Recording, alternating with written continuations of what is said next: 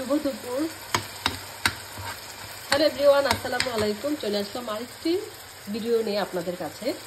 তো এই তো আজ আমার অফ ডে, তাই ভাবলাম দুপুরে রান্না করছি কি সেটা আপনাদের সাথে আমি শেয়ার করি। আর আজকে একটা মজার রান্না করছি। এই যে দেখুন, এটা হচ্ছে ছুরি শুটকি বাংলাদেশের। এটা বাংলাদেশে আমি পোস্টের মাধ্যমে আনাই সবসময় শুটকি। তো অনেকদিন ধরে শুটকি খাওয়া হয় না, তাই ভাবলাম আজকে শুটকি রান্না করি। তো এখানে পেঁয়াজ কুচি, রসুন কুচি, তারপর হলুদের গুঁড়া, মরিচের গুঁড়া, তারপর পরিমাণ মতো লবণ, একটু জিরা দিয়েছি, আর একটু সিমের বিচি দিয়ে এটা একটু কষিয়ে নিচ্ছি। আর এইদিকে আমি চিকেন বল রান্না করব সবজি দিয়ে। এটা তো আমি আদা বাটা, রসুন বাটা, পেঁয়াজ কুচি, রসুন কুচি, তারপর হলুদের গুঁড়া, মরিচের গুঁড়া, জিরার গুঁড়া, এলাচি, দারচিনি, তেজপাতা, আর পরিমাণ মতো লবণ, তেল সব কিছু দিয়ে এটাও কষিয়ে ফেললাম। এখন আমি এটাতে এই চিকেন বলগুলো দিয়ে দিচ্ছি। আজকে বেশি কিছু রান্না করব না,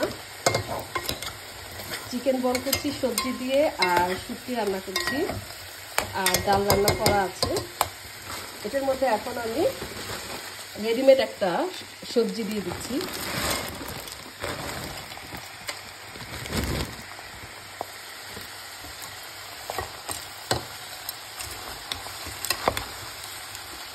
মানে যাদের রান্না করতে খুবই কষ্ট লাগে তারা ইচ্ছে করলে এইভাবে ঝটপট রান্না করে ফেলতে পারেন। আর এই চিকেন বলগুলা দোকানে কিনতে পাওয়া যায়, আপনারা দেখে নেবেন হালাল হারাম এটা দেখে নিয়ে তারপরে কিনবেন। এটা আমি কিছুক্ষণ এখানে দিয়ে রাখছি। আর এখানে আমি এখন ছুটি শুটকিগুলো ধুয়ে রাখছিলাম, একটু ভেজে সেটা দিয়ে দিচ্ছি। আমি এখন এই চামচটা শুটকির মধ্যে দিয়ে দিলাম, এটা আর এখানে দিব না, তখন আমি আরেকটা চামচ নিয়ে নিব। তো এটা একটু আমি এখন মশলার সাথে একটু ভেজে নেব। ও আর দেখা, এটা আমার গত বছরের বারান্দার লাউ গাছের লাউ শাক। তো এটা অবশিষ্ট ছিল, ভাবলাম এটা দিয়ে শুটকি রান্না করব, আর সাথে দিব আলু আর ঢেঁড়স কিছু। তো এখন আমি দিয়ে দিচ্ছি এখানে। এখন আমি সব কিছু এটার মধ্যে মিক্সড করে নেব। আমি কিন্তু শাকটা একটু সিদ্ধ করে নিচ্ছি,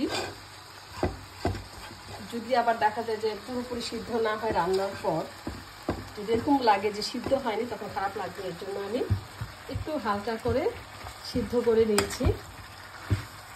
এখন এটা হওয়ার আগ পর্যন্ত চুলায় থাকবে।